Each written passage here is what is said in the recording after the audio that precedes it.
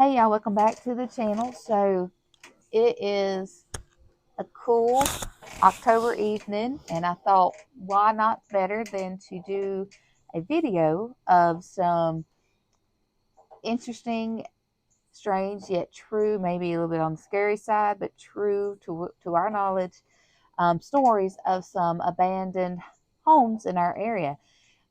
Probably two particular we're going to talk about. Well, Mom is going to talk about because she knows the history and the stories on it.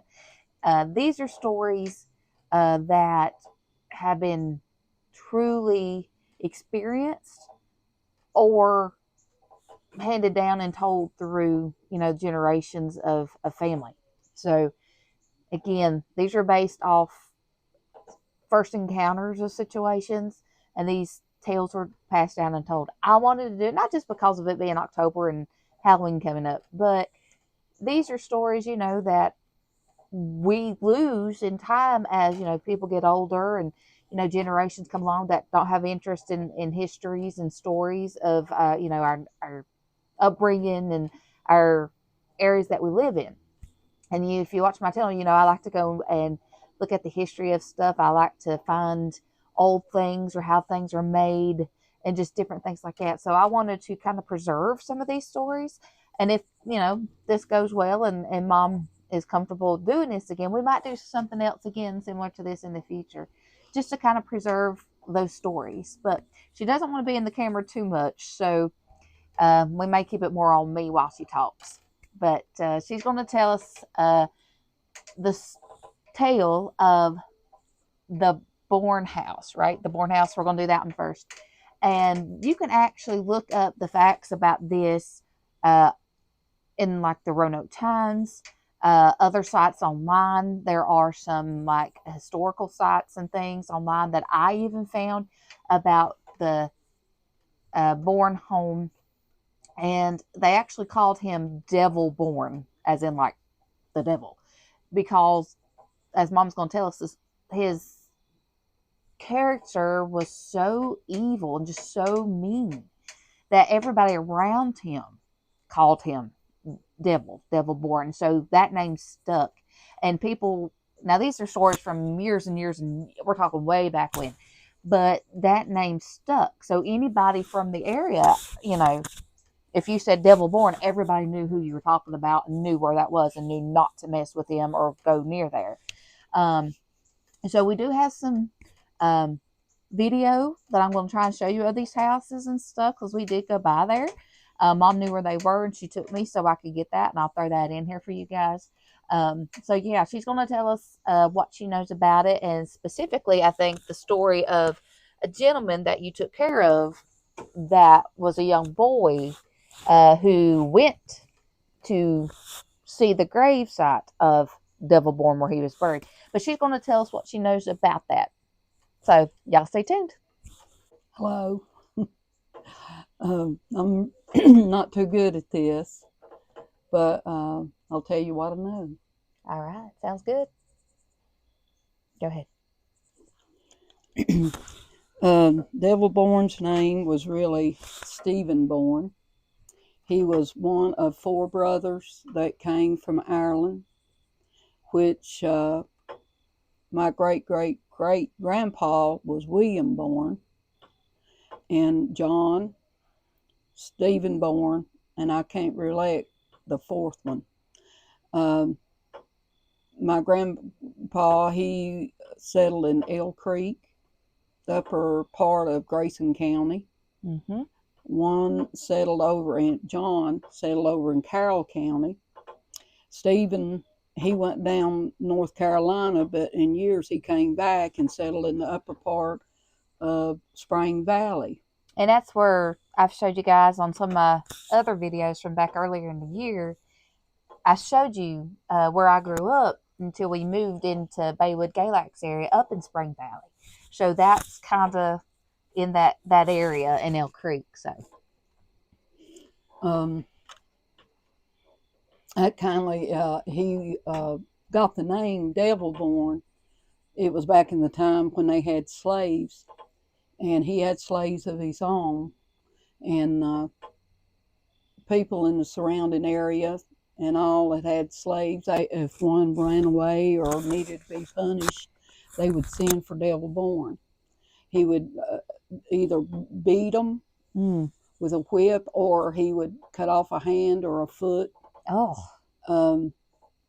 Which you can read about that. He was a terrible man, and he was very mean to his own family, his wife, and I'll kindly stop with that and just kindly focus on the story that was told to me from a friend of mine that I was his caretaker, and he was at like up toward 90. And this was several years ago, wasn't it, that you took care of him? It was around 1990s, early 90s. And he was in his 90s then, you think? Mm-hmm. So this was back when he was probably, what, a teenage boy? You're going to tell us the story? Was he a teenager then, or was he younger when he did this? He was 14. 14. So that gives you an idea of the time frame in history of when he did this. But yeah, go ahead, Mom. He told me that it was on a Halloween night that two of his friends came to stay all night with him, and he was staying with his granny and grandpa. They had a loft in a little 2-room cabin, and they were going to spend the night up there. And they decided that they were going to do something foolish on that night. So he said they decided to go check out the story on Devil Born's grave. They said if you go at a certain time at night, you would see a light come up from his grave and dance all around in the cemetery. So that night, when it got around up in the, say, 10, 11 o'clock at night, he said him and his friends got ready to leave, and his grandpa told them, don't get into any mischief and don't bring anything home with you. Yep. So they left. He said they got to the cemetery along about midnight from where they walked, and he said they didn't see anything, and they was just horse playing around and carrying on like boys do. And he said one of the boys was just standing there pointing and couldn't say anything, so they went to see what he was pointing at, and he said that there was a light did came up off that grave and danced around there. He said they looked at one another, and they both jumped the fence, ran back to his grandparents, and said when they got there, they went straight to bed up in the loft. Well, they didn't know the grandpa was still awake. So that morning, he called the boys down to get their buckwheat cakes. And he said they were sitting around the table, and said his grandpa said, what did you boys get into last night? Said, you sure was in a hurry to get in the bed. And he told them. And he said, like I said, be careful. You don't want to bring anything home with you. Yeah. And I believe that. I believe that story. I do.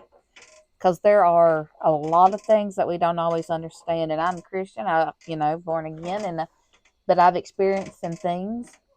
And I do believe that there's stuff that we still don't fully understand that's around here. Wouldn't you say, Ma? Mm-hmm.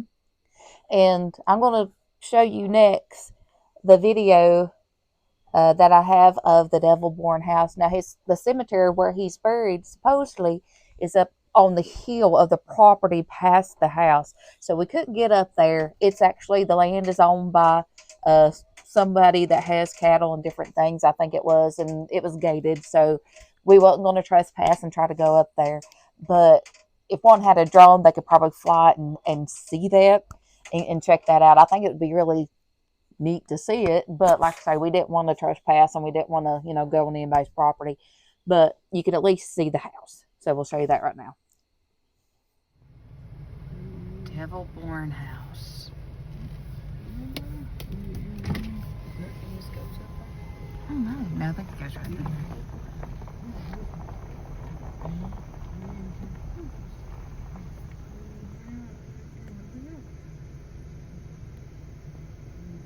It looks creepy.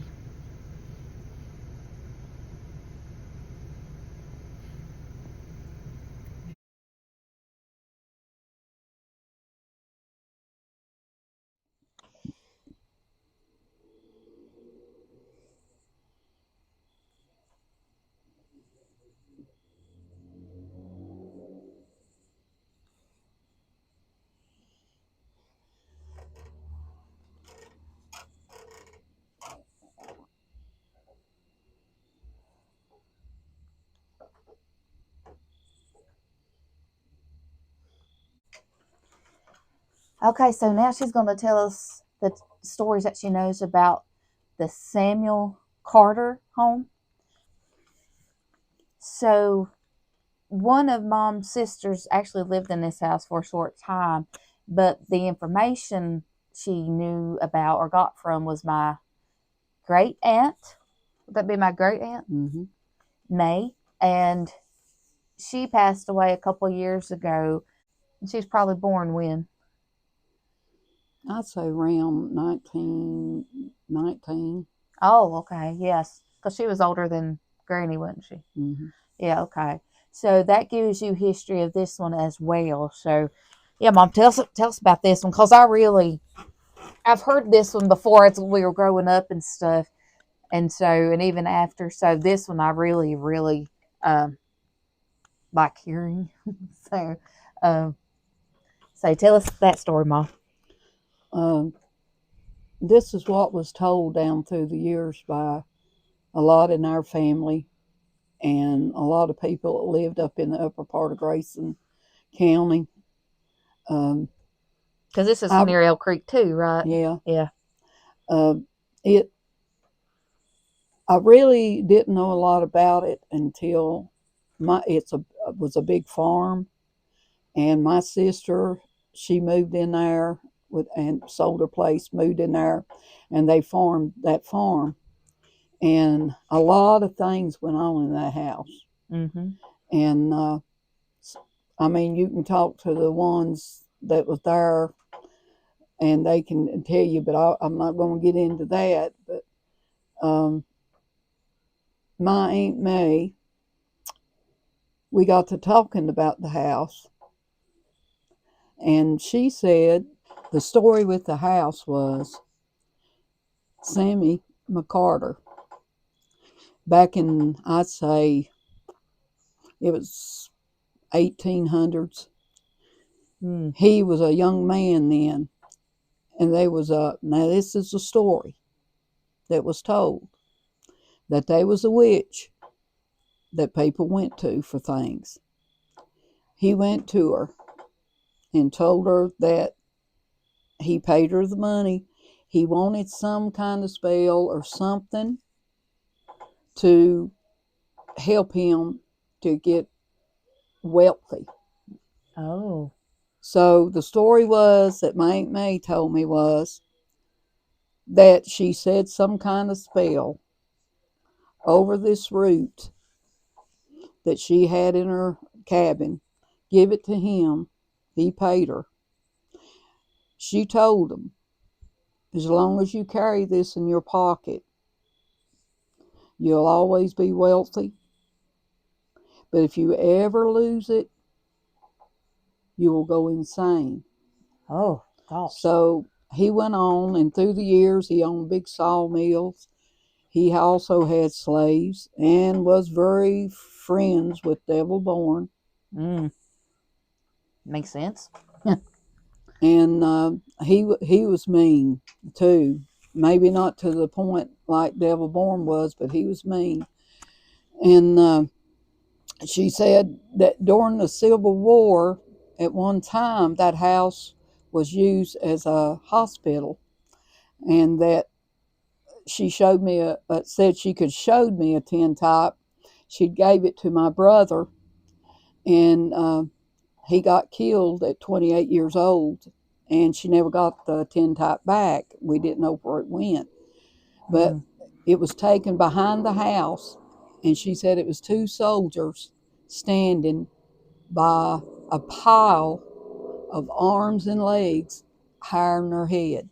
Oh, gosh. And she said that a lot of the paranormal things that went on in that house had to do with that. But the story back to Samuel was, I asked her what happened to him, and she said, well, she said he was sawing at the mill that day, and he had men at work for him. They got to talking about all of his wealth, and he told them what he did. They kindly laughed, and he said, well, I don't believe it either. He said, well, what I've got, I've worked for. by the sweat of my brow. And they said he took that root out of his pocket and throwed it. Mm. They said within a few days he came down sick with a fever out of his head, and he realized what he'd done. They said that he went to that place where he threw that root, and he was crawling around on his hands and knees looking for it everywhere. And she said best of her ability, she recalled from her stories as a child that he never found it. And Oh gosh. he did go insane. And I've been in that house. I've stayed all night in that house. You would hear footsteps. It would start. Now they was like 7 rooms upstairs. I don't remember how many rooms downstairs. The kitchen was huge. There were fireplaces in most all the rooms. And on the back porch of the house, you would hear the door open on the back porch. It would come in through a hallway that led into one of the parlors on the back, and it started. And I was 17 at the time. It walked Mm. down the little hall, went up the steps. It would stop, and it would walk again at each room, came back down the steps, and the door where I was sleeping was on a cot in the living room, because I was staying to help my brother with his 3-year-old daughter while his wife was in the hospital. She'd had her little boy. Mm. And I heard that door open. And I was firing the stove, and you could see the fire flickering from the little keyhole on the front of the stove. There was a clock on the mantle. And I had one of those blankets. If you was born back in the 70s or 60s, you would remember them. It was the knitted kind, and if you stretched them, you could look through the holes and see through the blanket. And I saw the clock. It was a little after 12, and he came through, or it came through, stopped at the foot of the cot, came up to the front, and started pulling my cover. I held on, and I could hear myself breathing. And I was praying and asking the Lord to help me. I was scared. I was terrified. Then it turned loose, and it started back through into the dining room, went through into the kitchen, back out on the porch. Mm. It was a while before I could fall asleep, and I finally went to sleep. I got up at 4 o'clock that morning. My brother woke me up. He was going to the milk cows, and he wanted to let me know he's leaving to keep an eye on my niece at the time. And he asked me how I slept. I said I didn't sleep good. I told him what happened. He kindly laughed it off. In fact, he told me it was rats with army boots, which I didn't think was funny. And then he said, "Yes, I've heard it too. It won't hurt you. You're all right. You don't have to worry." But I did worry.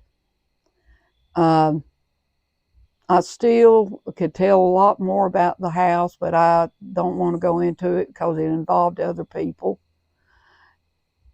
But everyone that stayed at that house could tell you stories. I Mm. still don't like to go by that house. Um, but that's the story of Sammy McCarter House as I knew it. Mm. Yeah, like I say, that is. I didn't even know the. I don't think I knew the part about him going to a witch and getting a spell. I don't think I knew that part. I knew about the other stories, but I don't think I knew that No, particular. So my Aunt May told me that. yeah, And she told me that a couple of months before she died. yeah. Ooh. So yeah, so I got some video of that house too, you guys. So I will show you that right now.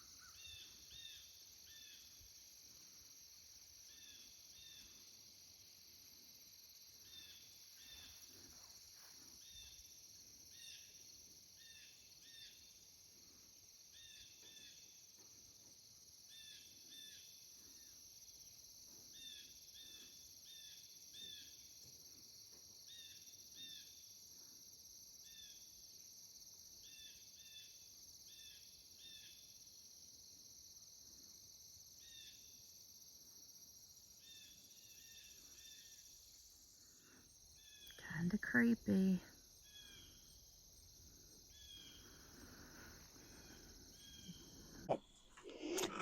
On the Devil Born house,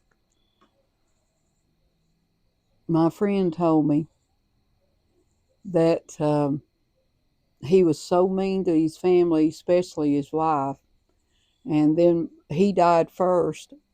And when she was passing away, she told him not to bury her beside of him, but to bury her at the foot of him, because he was so mean to her all of her life that he walked all over her. That was appropriate.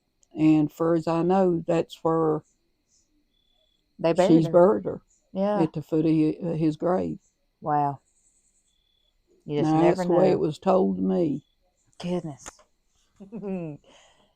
All right, y'all. So that's our stories for tonight. Like I say, if you like this and you'd like to see or hear more of these, it's getting dark out here. We ain't got no lights on, but our little pumpkins and stuff glowing. Um, put it in a comment, share this, give me a like, and I'll understand that hey, you guys like these. Because Mom probably has quite a few more stories about a lot of things, don't you, Mama? Oh, That we yes. could share. So yeah, hope you enjoyed this. I hope y'all have a fun and safe Halloween. And like I say, you just never know where you're at, what's going on, or what might have happened in the place.